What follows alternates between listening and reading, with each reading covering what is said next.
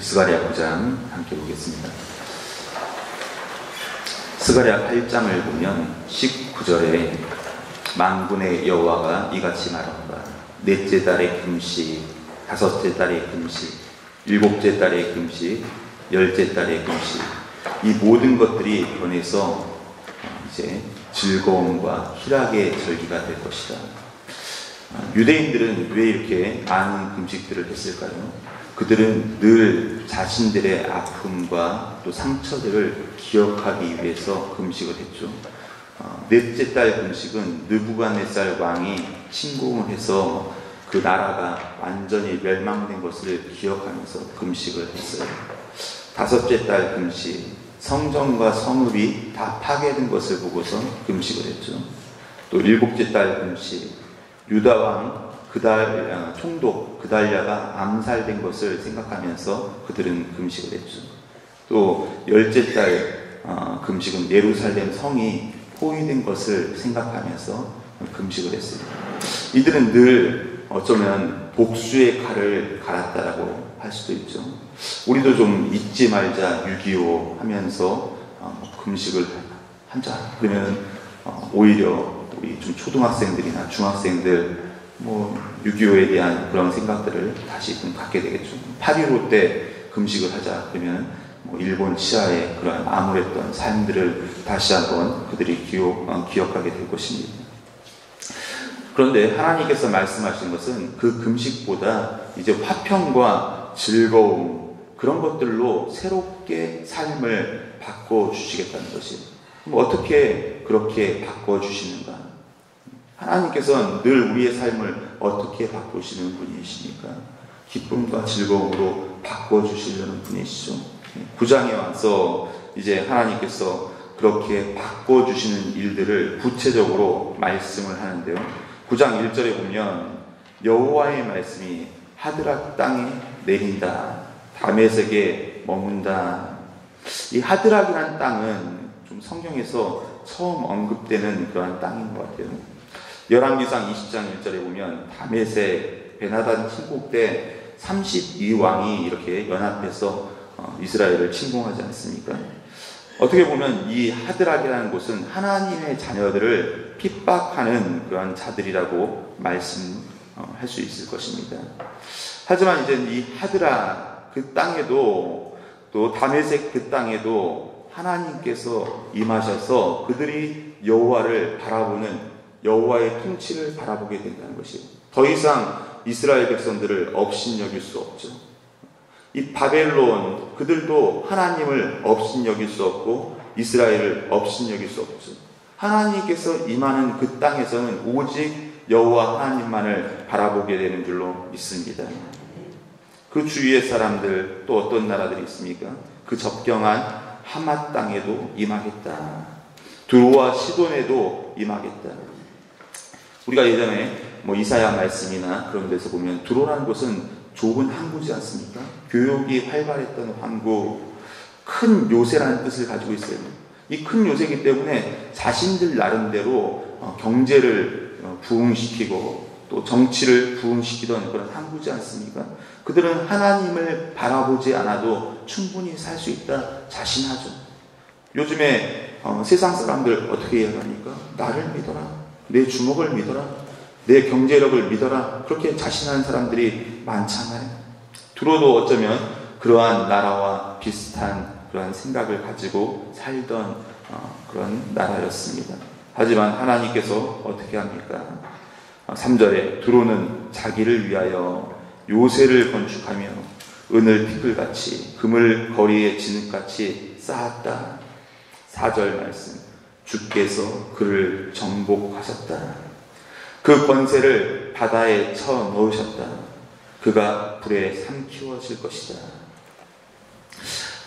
그러면 과연 이것이 이루어졌는가? 우리는 좀 의문을 가질 수 있잖아요. 근데 역사를 바라보면 이 두로가 나중에 알렉산더에 의해서 다 점령당하지 않습니까? 그들은 8,000명이 두로의 시민들 8,000명이 박살당하게 돼요. 2,000명이 십자가형에 처해집니다. 또 13,000명 이상이 포로로 잡혀가게 되는 것이죠. 끔찍한 그 살육이 일어나는 것이죠. 그들은 자신만만했을 것입니다. 하지만 더 큰 민족이 나타나서 끌려가고 학대당하는 그러한 일들이 그들 가운데 생기다는 것이. 5절부터 7절까지 아스글론이 보고 무서워하며 가사도 심히 아파할 것이다. 에그로는 그 소망의 수치가 되므로 역시 그러하리라. 가사에는 임금이 끝이 될 것이다. 아스글론에는 주민이 없을 것이다. 이후에 그 옆에 주변들 모든 소망들이 사라지죠. 혹시 예수 그리스도를 믿으면서 여전히 세상 사람들과 소망을 같이 하고 있습니까? 좀 그럴 수도 있죠. 한 발은 교회에, 한 발은 세상에. 이 소망을 공유하고 있으면 우리 또한도 어떻게 되겠습니까? 이 모습과 별반 다르지 않을 것이다. 아스도에서는 잡족이 거주하고 또 내가 블레셋 사람들의 교만을 끄겠다. 하나님께서 다 이런 국가들 멸망시키죠. 블레셋 이스라엘의 원수였어요. 이러한 나라들도 하나님께서 다 멸망시키신다.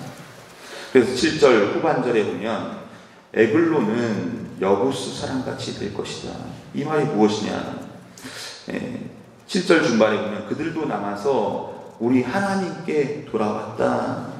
사무엘하 24장 18절부터 25절 사이에 보면 이 돌아온 이방인들이 있어요. 그 사람들이 어디냐면 여부수 사람들이에요. 이방인들도 하나님께 돌아오더라. 요즘 시내가 보면 요란하죠. 성탄 분위기에 요란합니다. 예전 도청 광장 가면은 성탄 네온이 막 돌아가고, 또 강남로로 가면 그들은 기쁘다 부주오셨네. 사실 그러한 생각은 전혀 없는데 그들이 더 즐거워하고 활동을 하죠. 밤이 맞도록 1시, 2시까지도. 전 안 나가서 모르겠는데 아마도 그럴 것입니다. 1시, 2시까지도 그들은 막 정신없이 활개를 치는 것이. 하지만 그들이 돌아온 날이 곧 임할 것이라는 것이에요. 왜 돌아옵니까? 하나님의 역사가 분명하기 때문에, 하나님께서 하시는 일이 분명하기 때문에 그것을 바라보고 돌아올 수밖에 없다는 것입니다. 혹시라도 이 성탄의 명절, 이 성탄의 기쁨을 누리는 여러분들은 가장 크게 해야 할 것이 무엇인가? 그것은 여부수 사람들이 있다면 그들을 돌아오게 하는 것, 이것이 성탄의 참 의미인 줄로 믿습니다. 가족의 구원이 있어야겠죠. 자녀의 구원이 있어야겠죠. 부담이 가도 어쩔 수 없어요. 내가 그것을 하기 힘들어도 어쩔 수 없어요. 왜냐하면 내 가족이 소중하다면 그 일을 우리는 해야 하는 것이에요.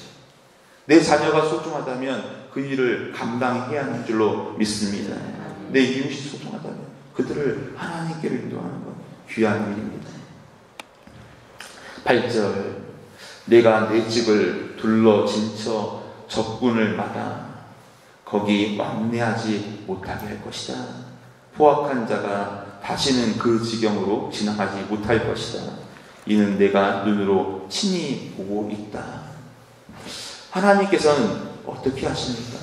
남은 자들을 그냥 내버려 두지 않고 그 남은 자들을 보호하기 위해서 최선을 다하고 계신다는 것이에요. 우리가 새벽마다 느끼고 또 감동받아야 할 것 무엇입니까? 하나님께서 이 집을 지키고 계시고 또 우리를 둘러 진치고 계신 줄 믿어야 할 것입니다. 하나님의 성령이 이 가운데 계신 것이, 우리가 기도하는 자는 하나님께서 진치고 계신 줄 믿어야 할 것입니다. 그러므로 9절, 10절, 시온의 딸, 우리 시온의 딸 많이 들었지 않습니까? 이스라엘이죠. 또 교회이지 않습니까? 또 우리들의 삶이지 않습니까? 내 가정이지 않습니까? 저와 여러분들이지 않습니까?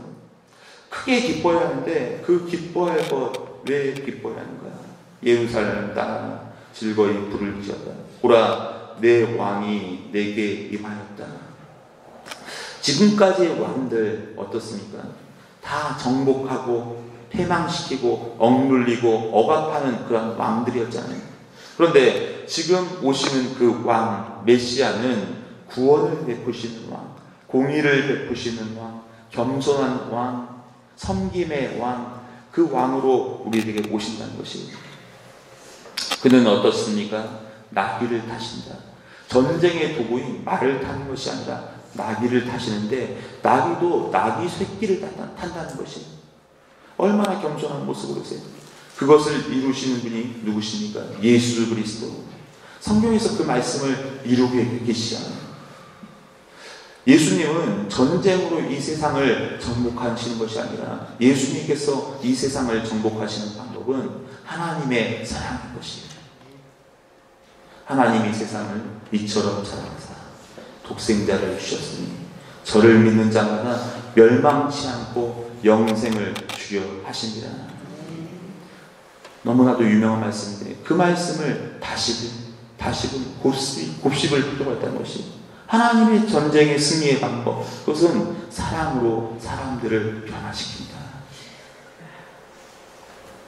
10절, 내가 에브라임의 병거와 예루살렘의 말을 끊겠고 전쟁한 활도 끊겠다. 그가 이방 사람에게 화평을 전할 것이다. 그의 통치는 바다에서 바다까지, 유브라데 강에서 땅끝까지 이를 것이다. 사람들이 전쟁을 포기하고, 이사야 말씀에 그들이 칼과 창을 버리고 그것을 낫과 보습, 농기구를 만드는 세상, 어떻게 볼 수 있을까요? 그것은 다른 것이 아니에요. 하나님의 참사랑을 이해할 때, 하나님의 그 공의를 이해할 때 그렇게 되는 것이에요. 우리들 마음 가운데서 쓴뿌리들 어떻게 제거될 수 있을까요? 그것은 하나님의 마음을 정말로 이해할 때, 진실로 이해할 때, 거짓이 없어지고 탐욕이 없어지고 남을 험담하는 말들이 없어지게 될 줄 믿습니다. 하나님의 통치가 임한 것이에요. 하나님께서 내 마음에 이제 왕이 되셔서 내 보좌 가운데 앉으신 줄로 믿습니다. 11절부터 17절, 즐거움과 희락을 회복하시겠다고 하는데 어떻게 회복하시는가? 11절부터 17절은 좀 우리가 배경을 좀 알 필요가 있는데요. 알렉산더 왕을 제가 말씀드렸지 않습니까? 알렉산더 왕이 죽은 후에 안티오쿠스 에피파네스라는 그런 총독이 이스라엘을 다스리게 되죠. 근데 이 사람이 좀 지배하면서 악랄한 통치가 있었어요. 우리나라도 일본의 통치를 받으면서 신사참배를 했잖아요. 지금도 군산 같은데 또 주요 도시에 가보면 신사참배하러 가던 그 언덕의 계단들 남아있잖아요. 그런 언덕의 계단들이, 신사는 없지만은 언덕의 계단들이 남아있고, 참 옛날에 그런 좀 비참한 잔재들이 남아있는데, 이 에피파네스라는 사람이 어떻게 했냐면 성전에다 제우스 신상을 갖다 놨거든요. 우리 상식적으로 이해가 하지 않죠. 성전에 제우스 신상, 또 돼지 피를 제물에 섞어서 뿌리는 거, 참 더러운 행위죠. 돼지 피는 이스라엘 백성들이 끔찍히 싫어하는 것이죠. 또 안식일에 그 돼지를 제물로 바쳐요. 할례를 금지시키고, 또 성전 진화에 따른 체육시설을 이렇게 만들죠. 이런 그 심각한 하나님 모독, 또 하나님을 업신여기는 행위들, 이런 것들이 있는데, 그때 누가 일어나냐면 마캅이라는 사람이 일어납니다. 마캅. 우리가 신구약에 중간사가 있다고 하지 않습니까? 그런데 이 마캅이 왕조가 일어나게 되는데, 이들이 주전 63년까지 평화시대를 만들어요. 아주 평화로운 시대를 만듭니다. 이 사람들을 싹 다 제거를 해버리죠. 아주 독립운동을 한 거예요. 11절부터 17절, 어떻게 그 과정들을 이야기합니까? 갇혀있으나 소망을 품은 자들아, 너희는 요새로 돌아와라. 내가 오늘도 이르노라. 내가 내게 갑절이나 갚을 것이다. 이 독립운동이라는 것은 쉬운 일이 아니에요. 누구의 도움이 있어야겠습니까? 하나님의 도움이 있어야 하는 것이에요. 우리나라도 사실 일본의 통치 받을 때 독립운동이 가당키는 합니까? 그건 쉬운 일이 아니죠. 뭐 군대가 없는데 무슨 독립운동을 하겠어요? 그럼에도 불구하고 하나님의 도우심을 받아서 이 땅이 독립을 가져오지 않았습니까? 당시에도 이 헬라의 통치, 그 통치에서 벗어날 방법은 전혀 없는 것이, 전혀 없음에도 불구하고 하나님께서 말씀하신 대로 갚아주고 회복시켜 주시고 기쁨과 희락을 주신다는 그 말씀들이 말씀 곳곳에서 다 이루어지고 있는 것이, 우리는 그 말씀을 믿어야 할 줄로 믿습니다. 13절, 내가 유다를 당긴 활로 삼고 에브라임을 끼운 화살로 삼았으니 이제 너희들이 일어나서 헬라를 치게 할 것이다. 이 말 믿을 수 있어요? 헬라를 우리가 어떻게 칩니까? 이들은 오히려 반문할 수 있을 것입니다. 하지만 이 말씀을 믿는 자들을 통하여서, 그들을 통하여서 이제 하나님께서 변화시킨다는 것이, 저와 여러분들이 해야 할 일, 그것은 무엇입니까? 담대하게 하나님의 말씀을 붙들고 나가는 것이, 하나님 말씀 보면서 그냥 이 말씀은 그냥 성령이 있는 말씀이지, 그냥 흐지부지 그냥 내가 보고 나가면 그것은 아무런 내게 적용되지 않는 말씀으로 할 수밖에 없다는 것이, 내가 붙들 말씀, 오늘도 내가 붙들 말씀, 그것이 무엇입니까? 좀 내게 알려주세요. 기도할 때 지혜롭게 해주세요. 14절, 여호와께서 그들을 위해 나타나서 그들의 화살을 번개같이 쏘아내실 것이다. 주 여호와께서 낙하를 불게 하시며 남방 회오리바람을 타고 가실 것이다. 배후에 누가 있는가 중요하지 않습니까? 내 등 뒤에 누가 있는가?